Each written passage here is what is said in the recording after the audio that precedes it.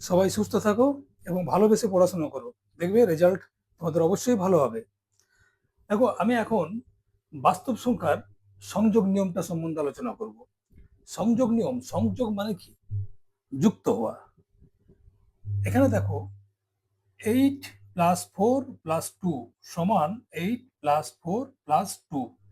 এটা তো ঠিকই আছে, কিন্তু আমি এখন এই দুটোকে গ্রুপ করলাম আর এখানে এই দুটোকে গ্রুপ করলাম, একই জিনিস, জাস্ট গ্রুপ করে দিলাম ব্র্যাকেটের মধ্যে। ইংরেজিতে কি বলে সংযোগ নিয়মটাকে? Associative group, associative property, association থেকে। তার মানে এখানে এই দুজন মিলে অ্যাসোসিয়েশন হলো, এখানে এই দুটোতে।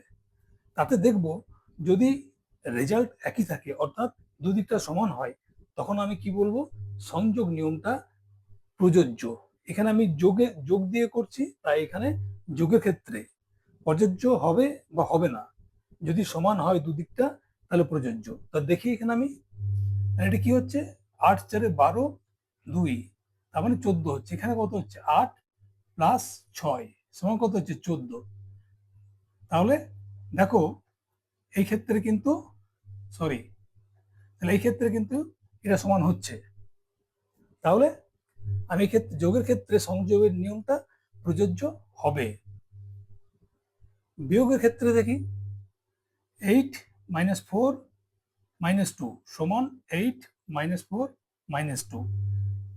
এটা করলাম, এখানে এটা করলাম, তাতে কি দাঁড়ায়? প্রথমে এটা হবে 4-2 সমান 2। এখানে কি হচ্ছে? 8 মাইনাস এটা হচ্ছে 2 সমান 6। তাহলে এটা কি সমান বলা যাবে? সমান বলা যাবে না। কেমন? সেক্ষেত্রে কি হবে? বিয়োগের ক্ষেত্রে সংযোগ নিয়মটা প্রযোজ্য নয়, বিয়োগের ক্ষেত্রে। কেমন? গুণের ক্ষেত্রে দেখি, ধরো 8×4×2 সমান 8×4×2। গ্রুপ করলাম এটাকে, এখানে এটাকে। দেখো কি হচ্ছে? এটা হচ্ছে 32×2 সমান 64। এখানে কি হচ্ছে? 8×6, সরি, এটা 8 সমান 64। তার মানে এখানে দেখো সমান হচ্ছে। তাহলে গুণের ক্ষেত্রে কি হবে? গুণের ক্ষেত্রে প্রযোজ্য হবে। ভাগের ক্ষেত্রে দেখি, ভাগের ক্ষেত্রে 8 সমান, এইটাকে গ্রুপ করলাম, এখানে এইটাকে গ্রুপ করলাম, তাহলে এখানে কত হচ্ছে? এটা হচ্ছে 2 ভাজিত 2 সমান 1। এখানে হচ্ছে 8 ভাজিত 2 সমান হচ্ছে 4। তাহলে 1 সমান 4 হলো। তার মানে যদি এইভাবে আমি গ্রুপগুলোকে আলাদা আলাদা করে দিই, সংযোগের নিয়মটা দেখো ভাগের ক্ষেত্রে প্রযোজ্য হচ্ছে না। অর্থাৎ এই দুটো সমান হচ্ছে না। এখানে 1=4 হলো, এই গ্রুপটার জন্য এটা 1 হলো, এই গ্রুপটার জন্য এটা হলো 4। তাহলে সংযোগ নিয়ম অনুযায়ী, সংযোগ নিয়মটা কার কার ক্ষেত্রে প্রযোজ্য? যোগের ক্ষেত্রে প্রযোজ্য এবং গুণের ক্ষেত্রে প্রযোজ্য, কিন্তু বিয়োগ এবং ভাগের ক্ষেত্রে প্রযোজ্য নয়। কেমন? এখন দেখো, বিনিময় নিয়ম। বিনিময় নিয়মটা ইংরেজি নাম হচ্ছে কমিউটেটিভ প্রপার্টি। এটা কি? অর্থাৎ বিনিময় মানে কি? বিনিময় মানে একটার বদলে অন্যটা। এই ক্ষেত্রে বিনিময় মানেটা কি হচ্ছে? দেখো, a-b সমান b-a। অর্থাৎ দেখো, এটা আগে ছিল, এখানে পরে চলে গেল, বিটা এখানে পরে ছিল, এখানে আগে এলো, তারপরে প্লেসটা জাস্ট এক্সচেঞ্জ হলো, জায়গাটা। বিনিময়ের ইংরেজি শব্দ হচ্ছে এক্সচেঞ্জ। কেমন? তাহলে একটা উদাহরণ দিয়ে করি। ধরো 4-2 সমান 2-4। এটা কি হবে? 4 এবং 2 নিজেদের মধ্যে প্লেসটা চেঞ্জ করলো, তাহলে এটার ভ্যালু কি একই হবে? দেখো, এটার ভ্যালু হচ্ছে 2, এটার ভ্যালু হচ্ছে -2। তাহলে এটা কি ঠিক আছে? বিয়োগের ক্ষেত্রে, এটা আমি বিয়োগের ক্ষেত্রে দেখিয়ে ফেললাম প্রথমে, কারণ বিয়োগের ক্ষেত্রে এটা প্রযোজ্য নয়। কেমন? বিয়োগের ক্ষেত্রে এটা প্রযোজ্য নয়। যোগের ক্ষেত্রে কি হবে? যোগের ক্ষেত্রে দেখো, a+b সমান b+a, জায়গা চেঞ্জ হলো। তুমি একটা উদাহরণ সমেত করি। দেখো, 4+2, ওখানে লিখলাম 2+4, তাহলে এটা কত হলো? 6, এটা হলো 6। তার মানে যোগের ক্ষেত্রে কিন্তু এটা হচ্ছে। তাহলে যোগের ক্ষেত্রে কিন্তু এটা প্রযোজ্য, কিন্তু বিয়োগের ক্ষেত্রে এটা প্রযোজ্য নয়। গুণের ক্ষেত্রে দেখি 4 × 2 সমান 2 × 4। দেখো এটাও 8, এটাও 8 হচ্ছে, তার মানে গুণের ক্ষেত্রে কিন্তু প্রযোজ্য হচ্ছে। কিন্তু ভাগের ক্ষেত্রে কি হচ্ছে, 4/2 সমান 2/4 হবে। এটা সমান 2 হয়, কিন্তু এটা কত হয়, এটা 1/2 হয়। তাহলে এটি কি হচ্ছে, দেখো এটা হচ্ছে না। তাহলে ভাগের ক্ষেত্রেও কিন্তু বিনিময় নিয়মটা প্রযোজ্য নয়। তাহলে কি দেখলাম, বিনিময় নিয়মটা কার কার ক্ষেত্রে প্রযোজ্য, যোগের ক্ষেত্রে প্রযোজ্য, গুণের ক্ষেত্রে প্রযোজ্য, কিন্তু বিয়োগের ক্ষেত্রে প্রযোজ্য নয়, ভাগের ক্ষেত্রে প্রযোজ্য নয়। এসএসসি আগেরটা কি দেখে, সংযোগটাও দেখেছিলাম। সংযোগটা যোগের ক্ষেত্রে এবং গুণের ক্ষেত্রে হয়েছিল, কিন্তু বিয়োগ এবং ভাগের ক্ষেত্রে হয়নি। এই অঙ্কটা দেখো, ভাগ না করে নিচের কোন সংখ্যাগুলির দশমিকে বিস্তার সসীম হবে। আমরা আগে ভাগ করে দেখেছি, ভাগ করে দেখেছিলাম যে ভাগশেষ থাকছে বা থাকছে না। যদি ভাগশেষ না থাকে অর্থাৎ 0 হয়, তাহলে সেটা সসীম, আর না, আর যদি ভাগশেষ থেকেই যায় তাহলে সেটাকে অসীম বলা হবে, তাই না? তো এই ক্ষেত্রে আমরা বুঝবো কি করে, দারুণ মজার নিয়ম আছে। কিরকম মজার নিয়ম, এরকম যদি ভগ্নাংশ থাকে তাহলে ভগ্নাংশের হরটাকে আমরা কি করব, মৌলিক উৎপাদকে বিশ্লেষণ করব হরটাকে। এখানে একটা উদাহরণ নিচ্ছি, ধরো 80, এটা করছি আমি, তাহলে এখানে হর কত আছে 80, এটার মৌলিক উৎপাদকে বিশ্লেষণ, তাহলে কত হবে 40, 20, 10, 2 এবং 5। নিয়মটা কি আছে, যদি হরের মৌলিক উৎপাদক শুধুমাত্র 2, শুধুমাত্র 5 অথবা 2 এবং 5, এগুলো ছাড়া অন্য কোনো মৌলিক উৎপাদক না থাকে, তবে ভগ্নাংশটিকে দশমিকে বিস্তার করলে দেখা যাবে সেটি সসীম দশমিক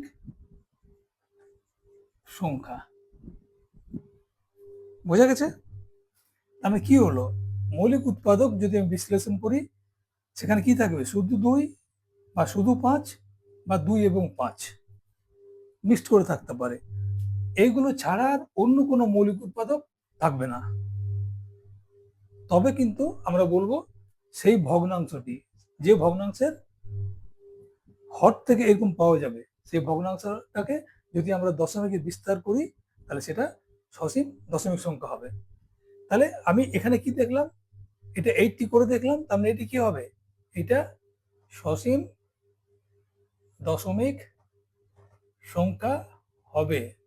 কারণ কি, কারণ হরের উৎপাদক শুধুমাত্র 2 এবং 5 আছে। বোঝা গেছে?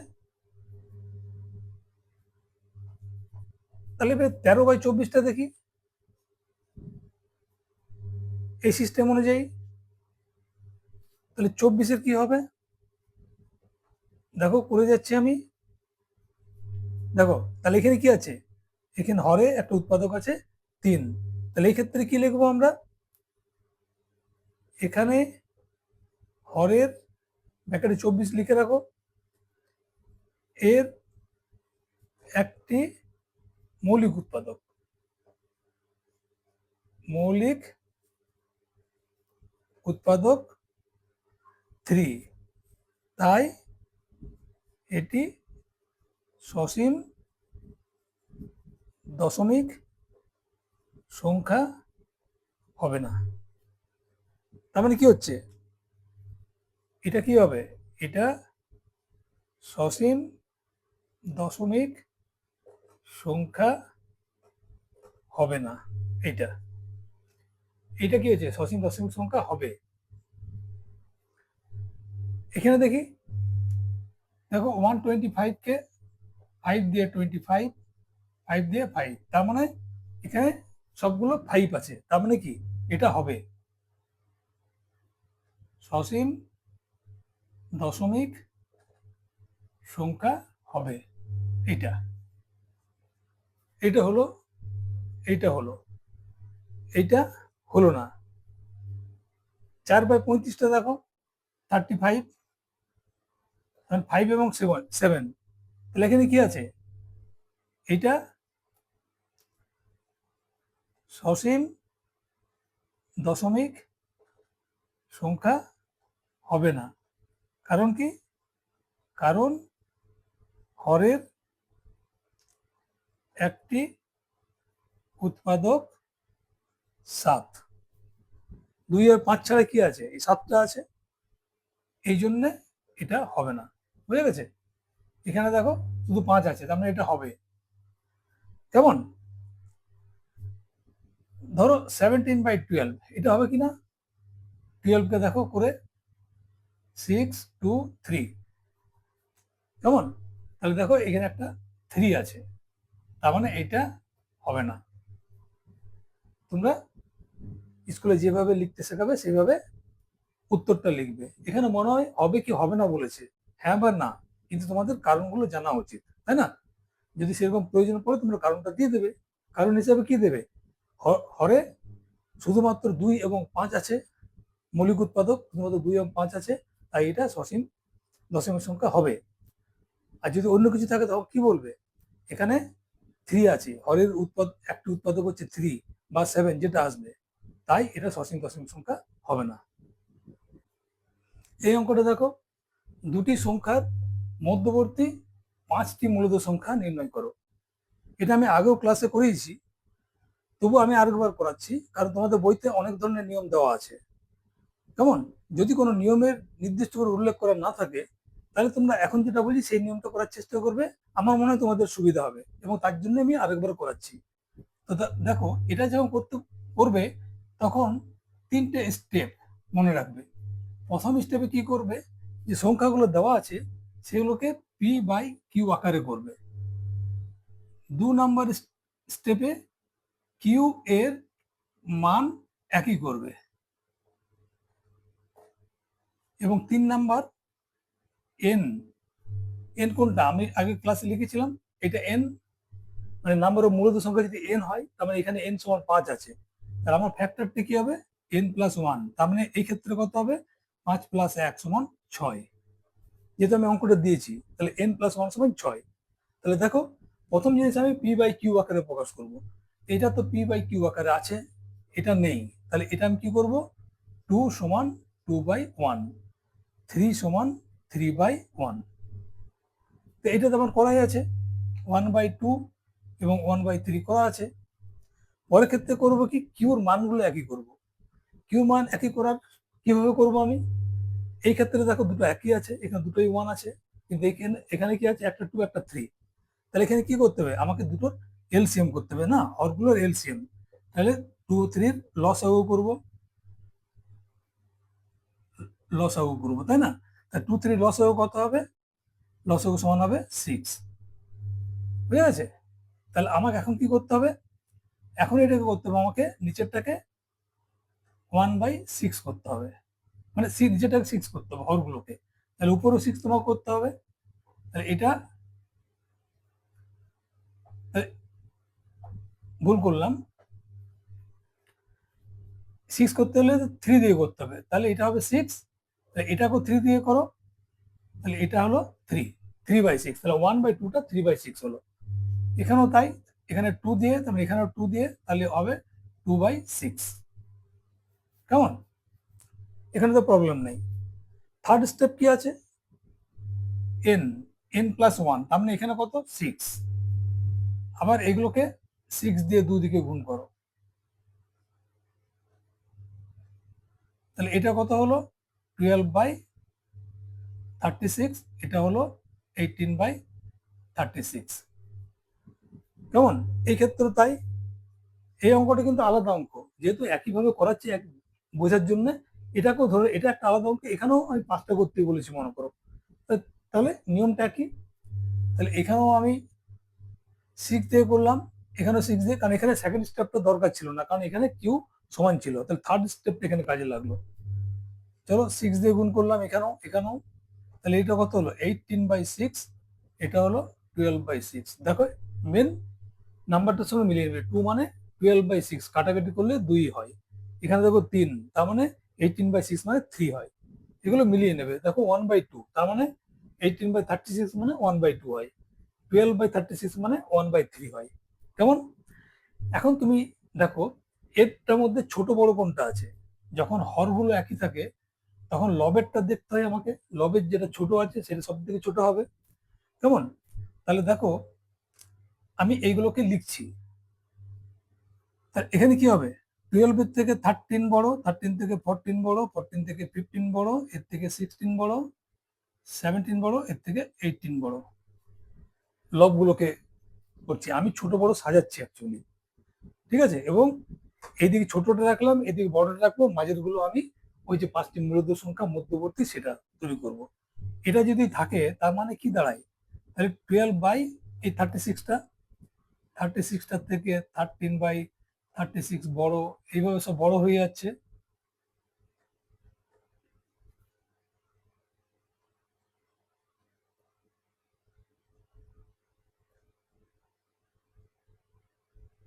কেমন? এইভাবে সাজালাম আমি, ব্যাপারটা বোঝা গেছে?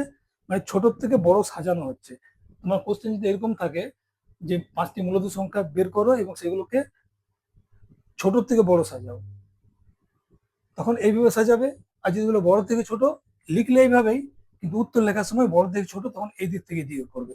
তাহলে এখানে কি হচ্ছে দেখো, মধ্যবর্তী সংখ্যা বার করতে বলেছে, তাহলে এ এবং এর মধ্যবর্তী, এটার মানে কত? এটা মানে 1/2, এটা হচ্ছে 1/3, সরি এটা 1/2, এটা হচ্ছে 1/2, এটা হচ্ছে 1/3, 1/3টা ছোট।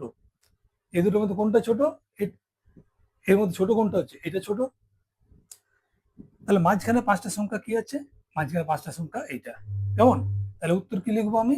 উত্তর লিখবো 1/2 এবং 1/3 এর মধ্যবর্তী 5টি মূলদ সংখ্যা সমান, পরপর লিখতে থাকো, 13/36, 14/36, 15/36, 16/36 এবং 17/36।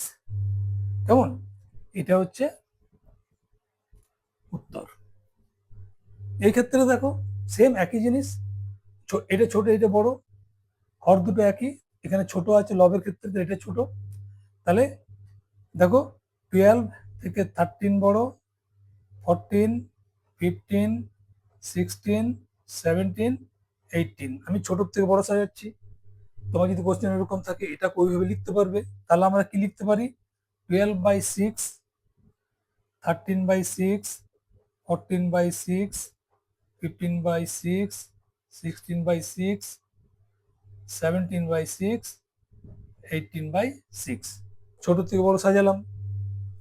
তাহলে আমার এইটা হচ্ছে 2, এটা হচ্ছে 3, তাহলে মধ্যবর্তী 5টি মূলদ সংখ্যা কি হবে? মূলদ সংখ্যা যথাক্রমে কি কি হবে? 13/6, 14/6, 15/6, 16/6 এবং 17/6। শেষ। যদি কোশ্চেনটাতে একটু কিছু এক্সট্রা করে দেয়, দুটি সংখ্যার মধ্যবর্তী 5টি মূলদ সংখ্যা নির্ণয় করো এবং সংখ্যাগুলোকে সংখ্যা রেখাতে সাজাও। সাজাও মানে ধরো স্থাপন করো, সাজাও না লিখে স্থাপন করো লিখি আমি, স্থাপন করো। তাহলে দেখো আমরা তখন করবে কি, এইগুলোকে মিশ্র ভগ্নাংশে করে দেবো আমরা। তার মানে এটা সমান কত হবে? এটা সমান হবে 2 and 1/6, এটা হবে 2, 2/6, এটা হবে 2, 3/6, এটা হবে 2 4/6, আর এটা হবে 2 5/6, মানে 2 আর 6 ভাগের 1 ভাগ। তাহলে তুমি একটা জিনিস দেখো, প্রত্যেকটাই 2 আছে, কারণ এখানে 2 থেকে 3-এর মাঝখানে তো আছে এমনিতেই। তাহলে 2 এবং 3-এর মাঝখানে মানে সেগুলো 2 এর থেকে বড় এবং 3 এর থেকে ছোট। তাহলে সংখ্যাটাকে যখন আমি লিখলাম, সংখ্যা রেখাটাকে, এটাকে আমি 0 1 2 3 4, তাহলে এটা আমার হবে কোথায়? 2 এবং 3 এর মাঝখানে। প্রত্যেক ক্ষেত্রে দেখো 1/6 ভগ্নাংশ পোর্শন যেটা আছে, 1/6, 2/6, 3/6, 4/6, 5/6, তার মানে 2 এর পরে পূর্ণ সংখ্যা 3 আছে। তা 2 আর 3 মাঝখানটা কত হচ্ছে? সেটা 1। সেই পুরো অংশটাকে 6 ভাগে ভাগ করব। হর যেমন আছে তেমনি, প্রত্যেক ক্ষেত্রে হর একই। তাহলে এটাকে আমি 6 ভাগে ভাগ করব। কেমন? 1 2 3 4 5 6। তাহলে দেখো, এটা হচ্ছে 6 ভাগের 1 ভাগ। এটা যেটা লিখলাম, এটা কি লিখলাম? এটা পি। এইটা হবে, তাই না? 2 এবং 6 ভাগের 1 ভাগ। 1 2 3 4 5 6, 6 ভাগের 1 ভাগ। তাহলে এইটা হচ্ছে আমার এইটা। কিন্তু উত্তর কোনটা লিখবো আমি? 2 and 1 6 লিখবো না, 13/6 লিখবো। তাহলে এইটা হবে আমার 13/6। তারপরেটা 2 2/6 মানে 14/6। এটা 1 2, এটা হবে পি কিউ, এটা হবে 14/6। পি কিউ আর, এটা হচ্ছে 15/6। এটা হবে, ধরো এস দিলাম এটাকে 16/6, আর এইটা হবে 17/6। কেমন? আর এস টি। বুঝা গেছে? আমরা লিখবো যখন এটা দেখে আমার সুবিধা হলো, কিন্তু লাইনের মধ্যে যখন লিখবো তখন এইগুলো লিখবো। কেমন? তাহলে আমার উত্তরটা কি হবে? সংখ্যা রেখাতে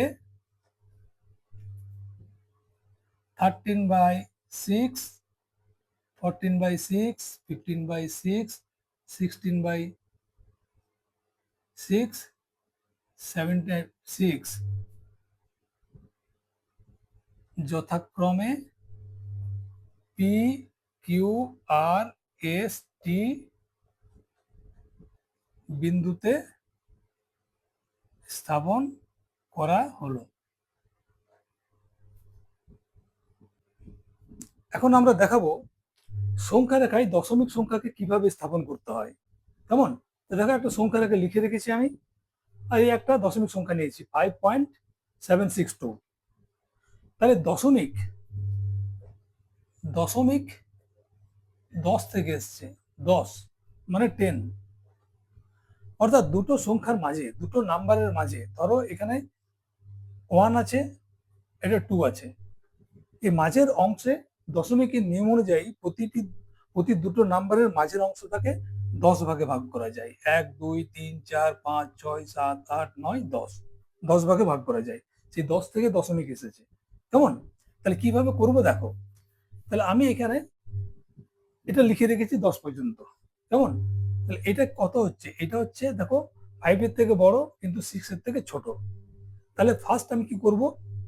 ফার্স্ট আমি নাম্বার লাইনটার মধ্যে প্রথম একটা একটা করে আমি যাব। তাহলে ফার্স্ট আমি 5টা প্রেস করব। 5টা হচ্ছে পূর্ণ সংখ্যা। 5টা কোথায় আছে? 5। তাহলে এইটা হবে 5 এবং 6 এর মাঝে। তাহলে 5 এটা, 6 এটা। তাহলে আমরা যখন মোবাইলে ছোট ছবি দেখি, মাঝে মাঝে বড় করি না, এইভাবে টেনে, আঙুল দিয়ে টেনে, এই সেই সিস্টেমে এটাকে টেনে বড় করব। কারণ তাছাড়া এখানে বারবার করে আমি 10টা করে ভাগ করতে পারবো না, কারণ আমাকে বারবার করে ভাগ করতে হবে, তাই না? সেই জন্য এটা নিয়ম কি, এই অংশটাকে আমি টেনে লম্বা করে দিলাম। ওই যে মোবাইলে যেমন এইভাবে করি, এইভাবে ছবিটাকে বড় করি, সেইভাবে। তাহলে আমার এখানে একটা লাইন টানছে, আবার নাম্বার লাইনটা। তাহলে এই পয়েন্টটা কোথায় এলো? এইটা 5টা এলো এখানে, এটা এলো 6।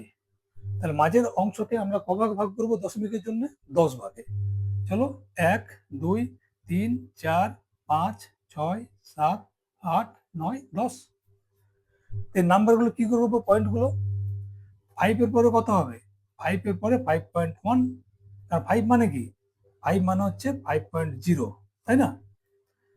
তাহলে 5.1 এটা কত হবে? 5.2, এটা 5.3, 5.4, 5.5, 5.6, 5.7, 5.8, 5.9।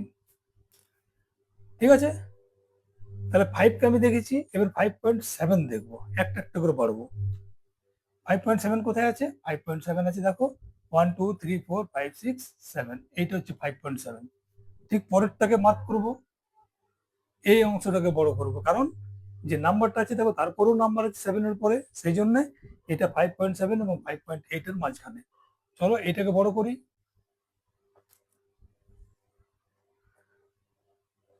তাহলে এইটা কত হবে? এটা হচ্ছে 5.7 আর এটা হচ্ছে 5.8। মাঝে 10 ভাগে ভাগ করছি, আবার 10টা হয়ে গেল। তাহলে এখানে আবার আমি এই পয়েন্টগুলো প্রত্যেকটা নাম্বার লিখবো আমি। এখানে ব্যাপার আছে, তাহলে আমি এখানে কোনটাকে দেখবো? অ্যাকচুয়ালি আমি খুঁজবো 5.76। 5.7 আমি পেয়ে গেছি, তাহলে 76 পাবো। তার মানে ডেসিমেল উপরে 2 ঘর। সেটা বোঝার সুবিধার জন্য আমি এটা একটা করে শূন্য দিয়ে দিলাম। কারণ কি 5.7, 5.7 আর 5.70 এর মধ্যে কোনো তফাৎ আছে? একই। 5.700, এই সমস্ত জিনিসগুলো কি একই, তাই না? সেই জন্য এটা করলাম আমার সুবিধার জন্য, কারণ আমি 760 নেবো, তাহলে আমার পরটা লিখতে সুবিধা হবে। তাহলে এটা কত হবে? 5.71, 5.72, দেখো একটা একটা করে বাড়ছে। এটা হচ্ছে 5.73, এটা হচ্ছে 5.74, 5.75, 5.76, 5.77, 5.78, 5.79, এত 5.80। বুঝা গেছে? এটা মুছে দিচ্ছি। তাহলে আমার 5.76, 76 কোথায় আছে? 76 দেখো আছে এখানটাতে। তাহলে তাহলে পরের যখন, কারণ আমার আরো বাকি আছে এখনো, এটা আমার হয়ে গেল, আমার আরো বাকি আছে, তার মানে এটা কোথায় হবে? 5.76 আর 77 এর মাঝখানে। কেমন? তাহলে এই অংশটাকে আবার আমি 10 ভাগে ভাগ করছি। তাহলে প্রথম অংশটা কত হলো? 5.76 আর এটা হলো 5.77। দশমিক পরে 3 ঘর হবে, সেই জন্য আমি একটা বোঝার সুবিধার জন্য শূন্য দিয়ে রাখলাম। কেমন? এই দুইটা নেওয়ার জন্য। তাহলে দেখো 5.760 আছে, তাহলে পরেরটা কত হবে? 5.761। তাহলে 10 ভাগে আগে ভাগ করে নিই। 1 2 3 4 5 6 7 8 9, এটা 10। চেষ্টা করবে সমান সমান করে করার। কেমন? স্কেল ইউজ করবে। আমি হাতে করছি তার জন্য এগুলো হচ্ছে, তোমরা চেষ্টা করবে স্কেল করার। কেমন? তাহলে এটা কত হবে? 5.761, 5.762, 5.763, 5.764, 5.765, 5.766, 5.767, 5.768, 5.769, তারপর হচ্ছে 5.770। আমার কোনটা দরকার? 762 কোথায় আছে? এইটা আছে, এটা লাস্ট আমার, সেই জন্য এটা আমি দিলাম, এটা এটা পি নাম্বার, পি দিলাম এটা। আর সংখ্যা রেখাটা, এটা সংখ্যা রেখা, সংখ্যা রেখা, এটার নাম হচ্ছে ধরো এল। পয়েন্ট আমি করে দিলাম, তাহলে আমার 5.762 কোথায় এলো? এই জায়গাটা এলো, তাই না? তুমি ইচ্ছা করলে এই জিরো গুলো মুছে দিতে হবে, এই জিরোটা এবং লাস্টের জিরোটা। যাই হোক, ঠিক আছে। তাহলে এখন উত্তরটা কিভাবে লিখবো আমরা? এটা মুছে দিচ্ছি। সংখ্যা রেখায় 5.62 কে পি বিন্দুতে স্থাপন করা হলো। ঠিক আছে, এটাই হচ্ছে তোমার উত্তর। আরেকটা উদাহরণ দেখাই। দেখো এটা একটা পৌনঃপুনিক সংখ্যা, তো এখানে বলা হচ্ছে 4 দশমিক পর্যন্ত। তাহলে পৌনঃপুনিক সংখ্যা মানে কি? 2.26 এর মাথায়, দুটো 26 এর মাথায় পৌনঃপুনিক চিহ্ন আছে দশমিক পরে। তার মানে এটা কি? এটা অ্যাকচুয়ালি একটা হচ্ছে আবৃত্ত দশমিক সংখ্যা, দশমিক সংখ্যা, তাই না? তার মানে কি এই 26টা বারবার করে ফিরে ফিরে আসবে, বারবার করে এইভাবে। এটা আবৃত্ত দশমিক সংখ্যা, মূলত সংখ্যার মধ্যে পড়ে, কিন্তু আমাকে বলেছে 4 দশমিক পর্যন্ত নেব, তাহলে আমি 4টা পর্যন্ত নিলাম, তার বাইরে নেওয়ার দরকার নেই। এবং এইটাকেই আমি সংখ্যা রেখায় স্থাপন করব। কেমন? সেই আগের নিয়ম। তার মানে এটা 2-এর থেকে বড় আর 3-এর থেকে ছোট। তাহলে প্রথমে আমি 2 এবং 3কে মার্ক করি। 2-3কে মার্ক করার পরে এটাকে বাড়িয়ে নিলাম, মানে এই দুটোর মাঝে হবে, 2 আর 3-এর মাঝে। তাহলে এটা এখানে দাগটা আঁকলাম আমি, সংখ্যা রেখাটা, এই বিন্দু এই বিন্দু। তাই এইটা হচ্ছে 2, এটা হচ্ছে 3। মাঝেরটাকে আমি 10 ভাগে ভাগ করবো দশমিকের নিয়ম অনুযায়ী। চলো, 1 2 3 4 5 6 7 8 9 10। এইটা কত হবে? 2.1, এটা 2.2, 2.3, 2.4, 2.5, 2. এটা 5, 6, 2.7, 2.8, এটা হচ্ছে 2.9, আর এটা 3। এখান পর্যন্ত বুঝতে অসুবিধা নেই। তাহলে প্রথমে আমি 2টা করেছিলাম, এবার আমি 2.2টা করবো। 2.2 এইখানে, 2.2 এইখানে, আর 2.3 এই দুটোর মাঝে হবে। কেমন? এই দুটোর মাঝে হবে। চলো, এই দুটোকে আবার বড় করে দিলাম, বড় করে আবার লাইন দিলাম একখানা, নাম্বার লাইন। তাহলে এই পয়েন্টটা কত হলো? 2.2, এটা হলো 2.3। মাঝেরটাকে আবার 10 ভাগে ভাগ করবো আমরা। 1 2 3 4 5 6 7 8 9 10।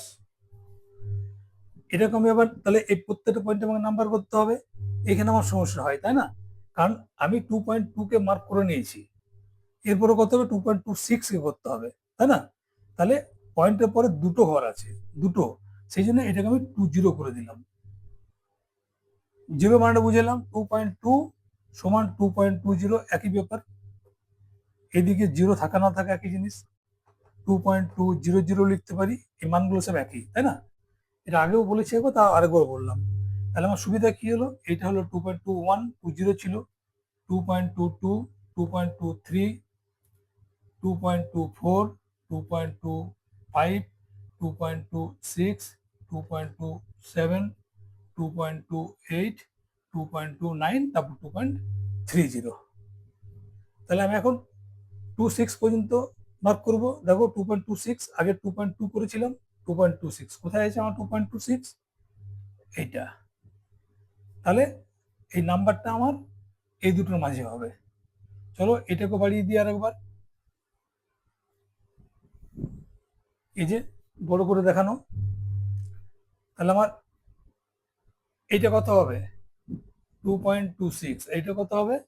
2.27। মাঝের অংশটাকে 10 ভাগে ভাগ করবো। 1 2 3 4 5 6 7 8 9 10। তাহলে নাম্বারটাকে আমাকে লিখতে হবে আবার। তাহলে আমি কোন নাম্বার চাইবো এবারে? 262টা চাইবো, 2.262। তাহলে 3 ডিজিট আছে এখানে, দুটো ডিজিট আছে, দুটো দেখো দশমিক পরে। তাহলে আমি একটা শূন্য দিয়ে দিলাম এখানটাতে, বোঝার সুবিধা আছে, কোনো অসুবিধা নেই কিছু, আমার লিখতে সুবিধা হবে। তাহলে এখানে 260 আছে, তাহলে 261 হবে। তাহলে এটা আমার কত হবে? 2.261, 2.262, 2.263, 2.264, 2.265, 2.266, 267, 2.268, 2.269, 2.270 হয়ে গেল ওটা। তাহলে আমি এখন 2.262 পর্যন্ত মার্ক করব। কোথায় আছে? এইটা আছে। এখনো বাকি বাকি আছে আরো 6। তাহলে আমি আরেকবার করতে হবে আমাকে। এই পরেরটা নিলাম, এই দুটোর মাঝে হবে। চলো 10 ঘর আবার করছি আমি।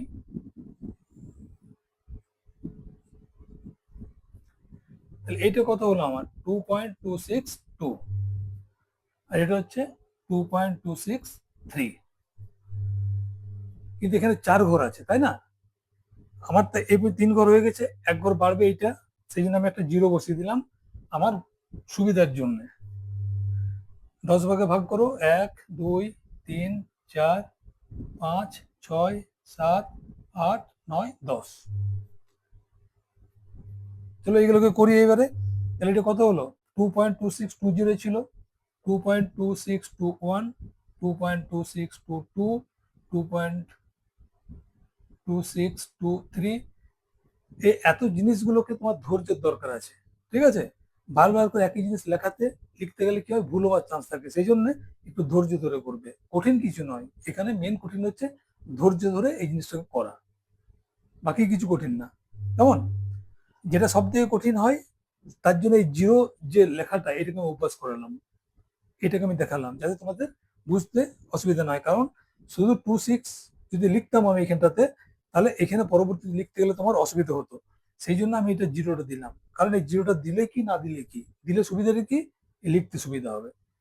তাহলে 2.2623 হলো, 2.2624, 2.2625, 2.2626, 2.2627, 2.2628, 2.2629। তারপর লাস্টেরটা 2.2630 হয়ে গেল। কেমন? তাহলে দেখো, এখন আমি এটাকে মার্ক করব। 2626 কোথায় আছে? এইটা আছে। তাই এটা আমার যেটা দরকার ছিল, এটা মুছে দিচ্ছি এখন। তাহলে এটা আমার রেজাল্ট। তাহলে এই বিন্দুটাকে নাম দিলাম আমি পি বিন্দু। আর এটা হচ্ছে সংখ্যা রেখা, সংখ্যা রেখা, এটার নাম কি? ধরো এল। তাহলে উত্তরটা আমি কি লিখবো? সংখ্যা রেখায় 2.26, যেটা আগে লেখা ছিল এইটা, ব্যাকেটে লিখবো কি 4 পর্যন্ত এটা লিখে দেবো। কারণ এটা কোশ্চেনে যদি থাকে, কোশ্চেনে লিখে দেবো আমি, হ্যাঁ, আমার সুবিধা হবে। ঠিক আছে? সংখ্যা রেখায় 2.26 পৌনঃপুনিক সাইনটা দিলাম, পি বিন্দুতে